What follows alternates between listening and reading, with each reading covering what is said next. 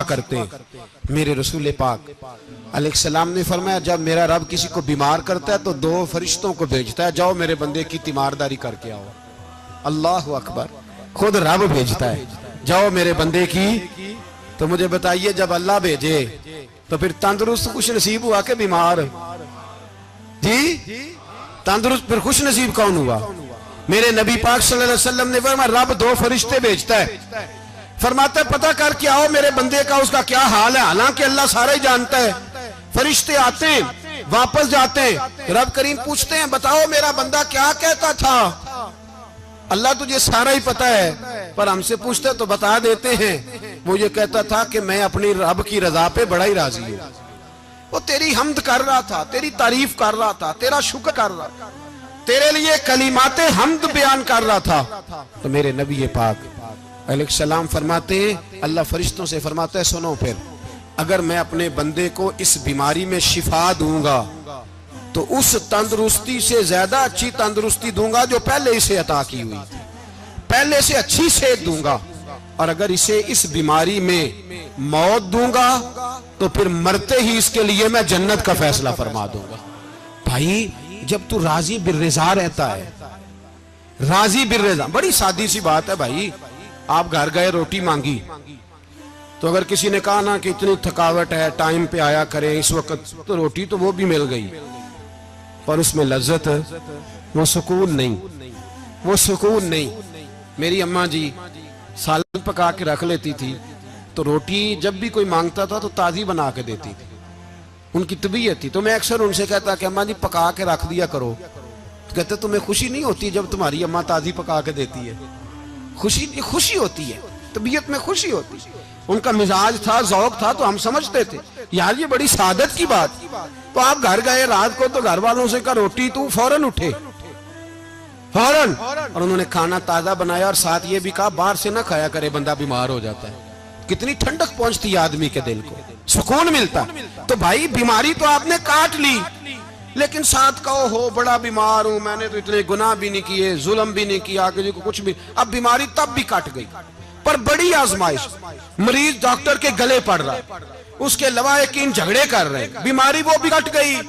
और एक बीमार वो है जो चारपाई पर लेटा है और कहता है जिस तरह मेरा अल्लाह राजी उसी तरह मैं भी राजी।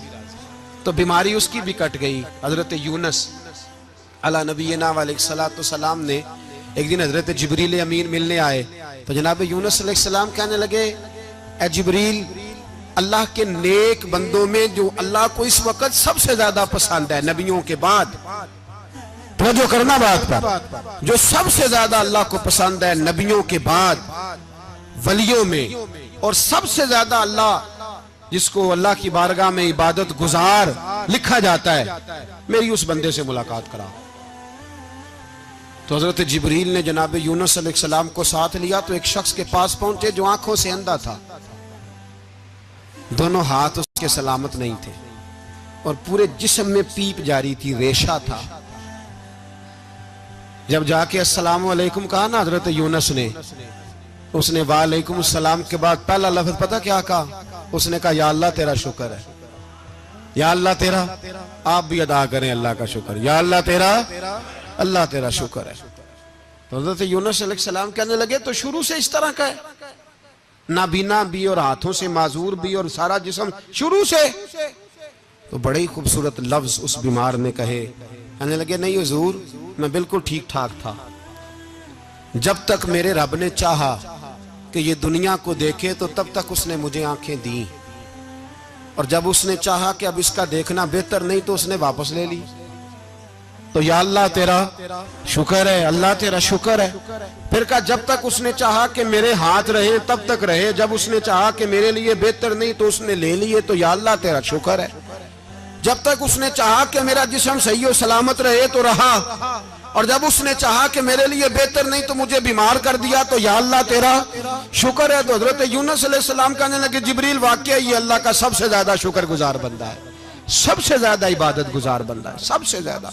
मेरे नबी पाक अलैहिस्सलाम ने फरमाया मेरा मोमिन हर हाल में ही नफे में है, नेमत मिले तो शुक्र करके नफा, मुसीबत आए तो सब्र करके नफा, अपनी जिंदगी में तहम्मुल, बुर्दबारी, इल्म पैदा करें, हौसला पैदा करें।